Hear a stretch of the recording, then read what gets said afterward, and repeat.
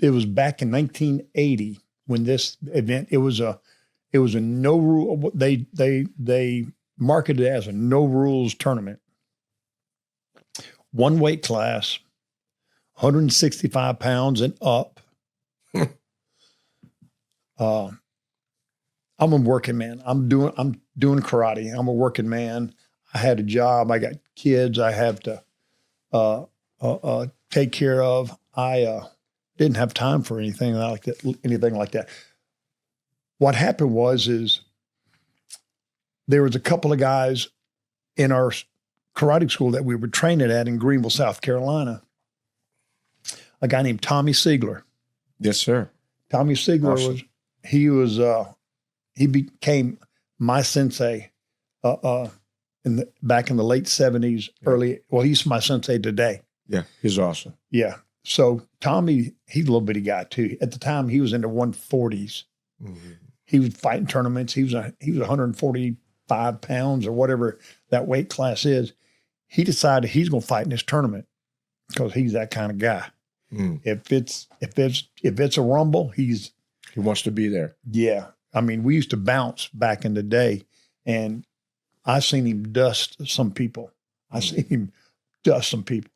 So he decides he's going to fight in this tournament. I said, man, you ain't but 145 pounds. He said, I know.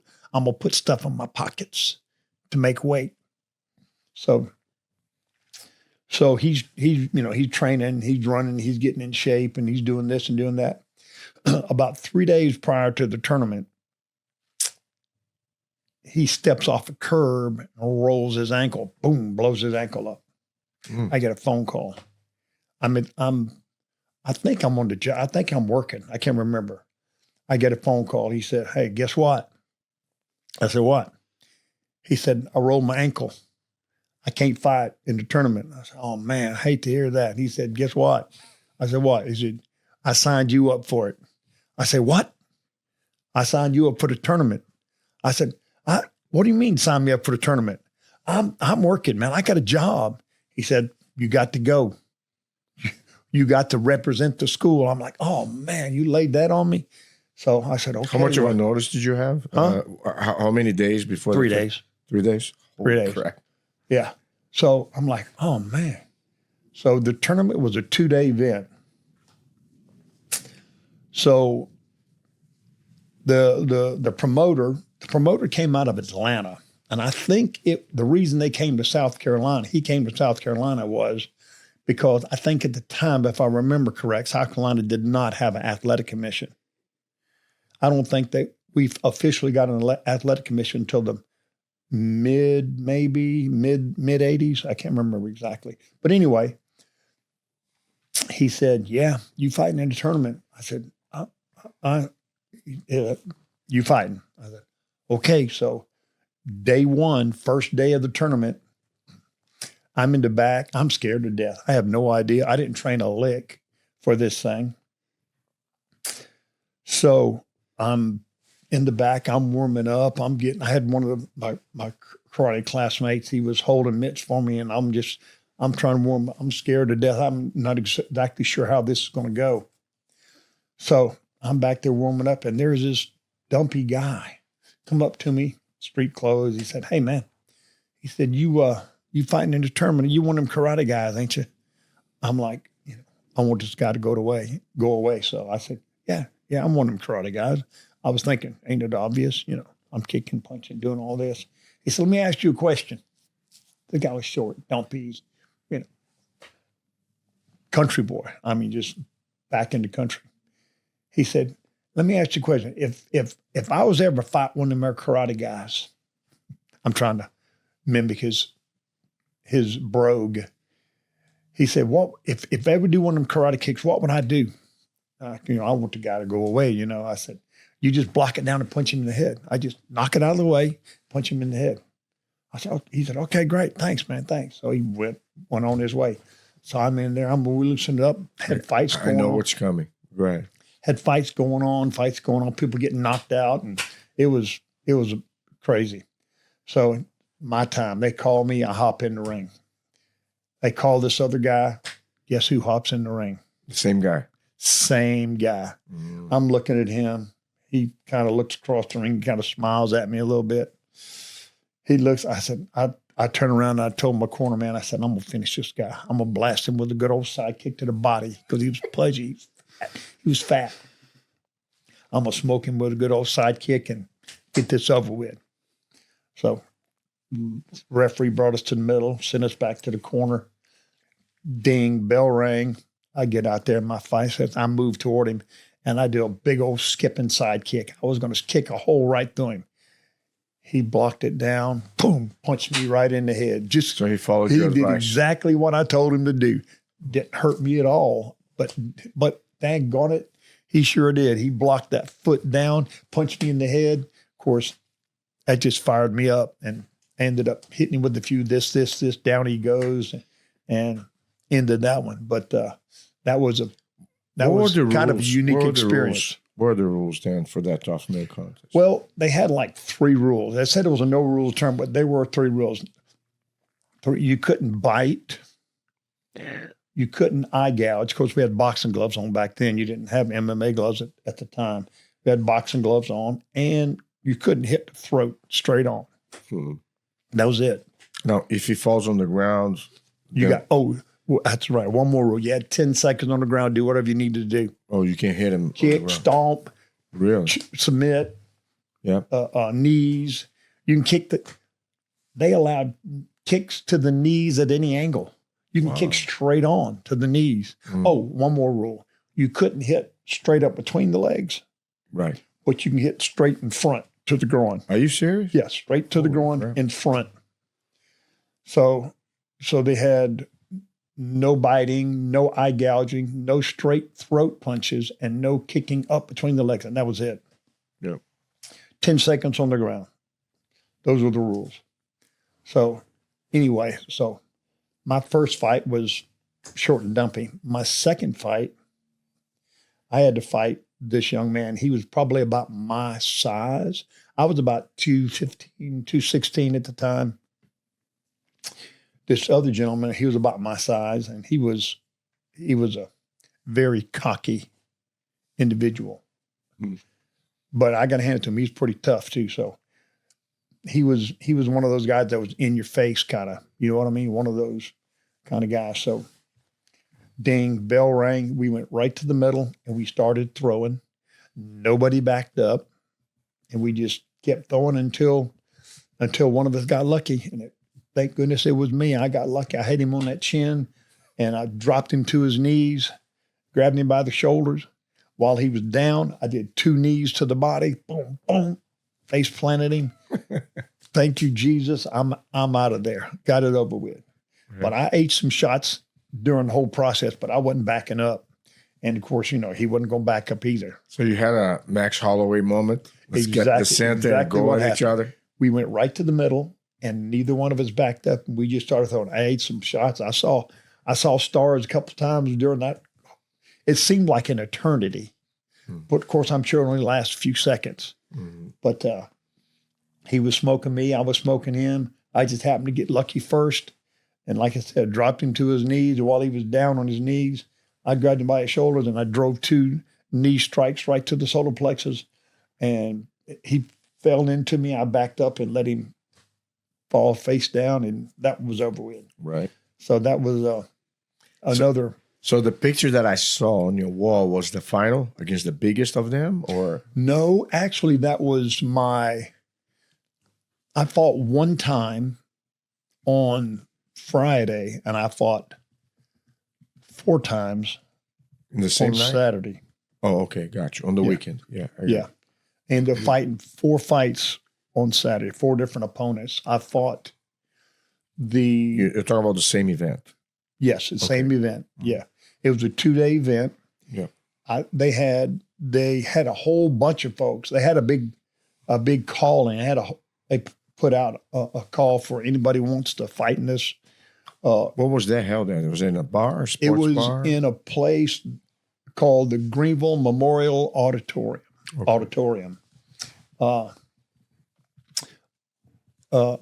It was they called it the Brown Box. It was an old venue. It had been around for a long time. Of course, they've 20 years ago they tore it down, excuse me, 20 years ago, they tore it down and they're getting ready to build a high rise in its place. So on day 2 was the time I fought the gentleman, 2 knees of solar plexus face down. Mm-hmm. My second fight on day 2 was a gentleman who was 6'6", 235, 40 pounds. He was one of those guys, and he stepped up on the platform and stepped over the ropes. And I'm thinking, oh my goodness, I got to fight this guy.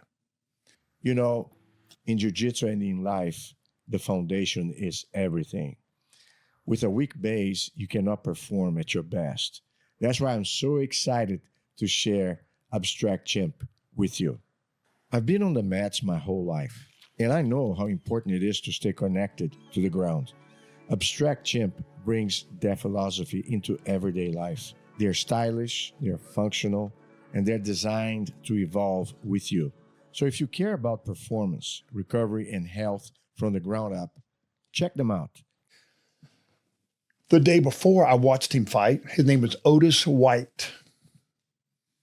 The reason I remember his name is because his fight name was Tootie Pie. Tootie Pie. Otis Tootie Pie White. He was a different individual. He stepped up on the platform, stepped over the ropes. The day before I watched him fight a guy, and the guy came at him hard. He was a head and a half taller than the guy. Otis White was a head and a half taller than the guy he fought on day 1. So you fight a giant. Yeah, it was, yeah. And he was a scary individual. This guy came at him hard, and Otis, the guy had his head right in Otis's chest, and he was just throwing shots. And Otis was just like, it didn't faze him a lick. So he backed up to the ropes. The guy pressed him on the ropes. Otis steps up on the bottom rope and takes an elbow, drops an elbow right on top of this guy's skull. Boom! Split him open. The guy it was a white guy. Otis was black. He was scary black. This is not a racial thing. This was a psychological warfare thing. Otis was a scary man. He split this guy's skull wide open. The day of the event, that guy had just shaved his head bald. So his head was pearly white from the fresh shave, the haircut he had.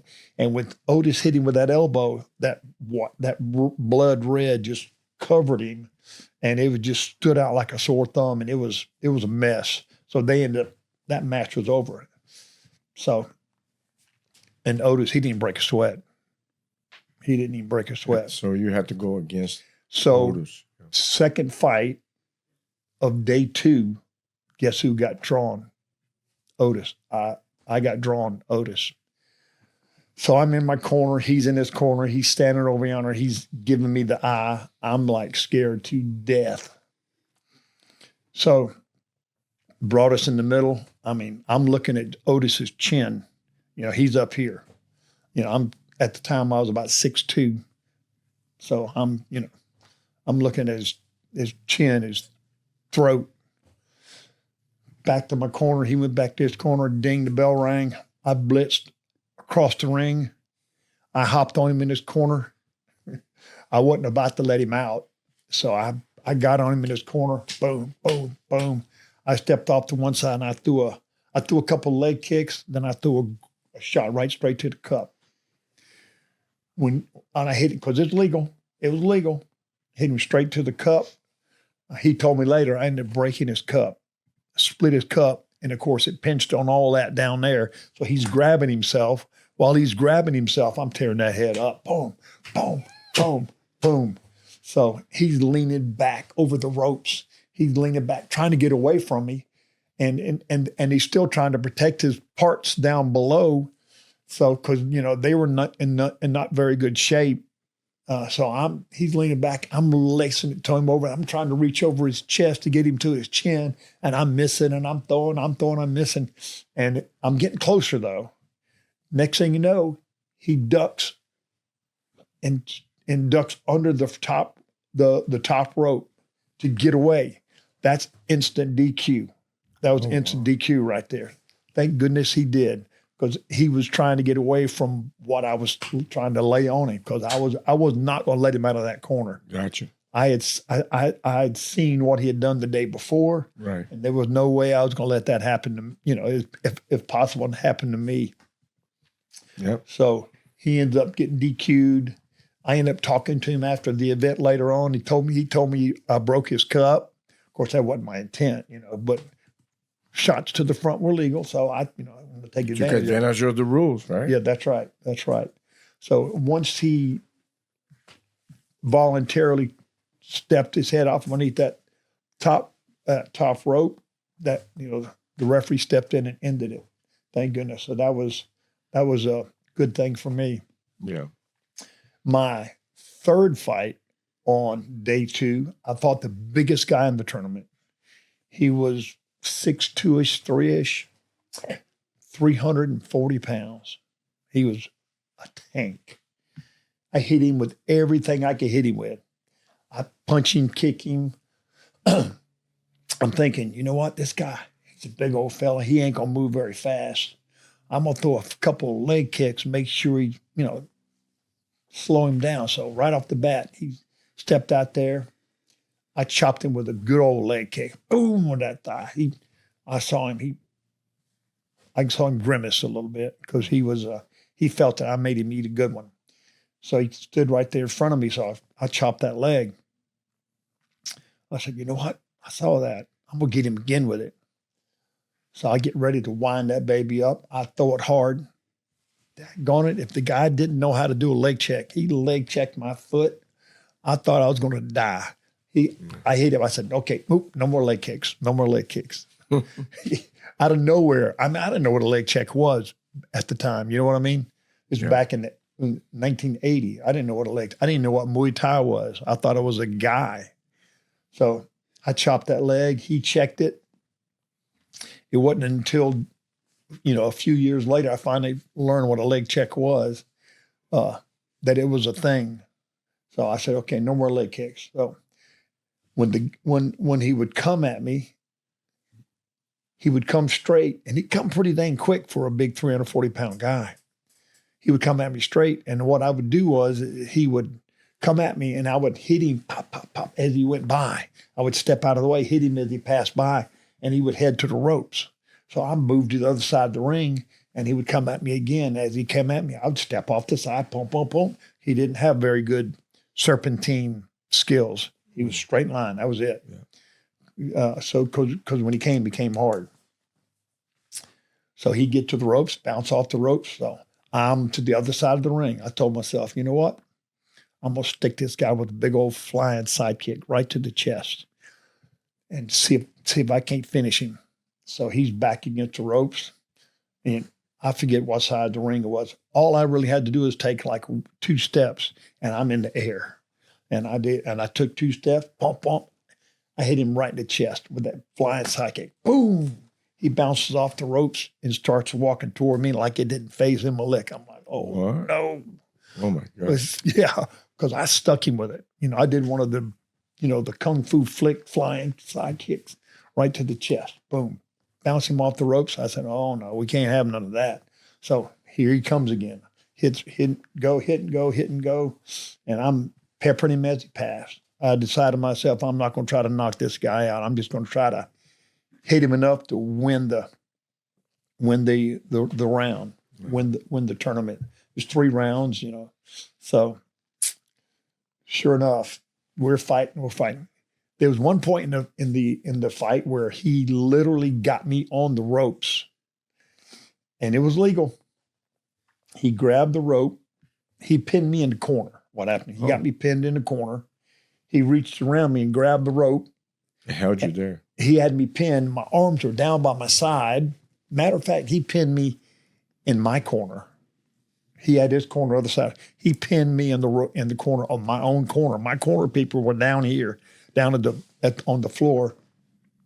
So roast arms are pinned down, and he reached around me, and he couldn't hit me because he was arm over here, chest laying on these ropes around the corner, and my hands were down. He's trying to hit me, but he couldn't do anything. And I'm talking to my corner people down here. What in the world you gonna do there? Yeah, Tommy was one of them. He's on crutches down in the corner. So we're talking, and the guy was holding me, and he was shaking, and the whole ring was shaking. And he's ragdolling me around, and I'm trying to get out. I said, I'm talking to him. I said, what do I do? What do I do? He said, work your arm out. Put it against his jaw. So I was able to work one arm out, and I put it against his face, and I turned his face. He was a big old dude. He had a little bitty mouth, guy as big as he was. And I knew he was burning oxygen. So I was able to turn his face enough to where he couldn't breathe well. So he finally had to let go so he can back off and catch his breath. So when he did, I'm out of that corner. And now I'm on the bicycle the rest of the fight. But I ended up winning that fight simply because I just hit him more than he hit me. Right. I didn't hurt him with anything. That's all about the strategy, right? Yeah, I had to. Yeah. I mean, I hit him with everything I had. I mean, I was 220, 15, 20 pounds, somewhere in that range. And I stuck him in his chest, and it didn't phase him. That's crazy. I drove him into the ropes. He bounced off the ropes and threw his hands up and started walking in my direction. Yeah. I said, no, I ain't having none of this. So that's when I was, it became a track meet. Yeah. It's amazing how you capture the entire fight up to now. You know all the critical details. It's interesting, right? Because in the midst of it, it happens so fast. Yeah. But then after you pass, you start to recollect. And I always, when I remember me competing, or when I see people fighting, I don't remember a thing that happened throughout the match, but then after the fact, you have the recollection. Isn't that interesting? 100%. And there's no video of back it. Then, no videos, right? No, you have to remember. Yeah, from the memory. Yeah. And I remember it like it happened yesterday. Wow.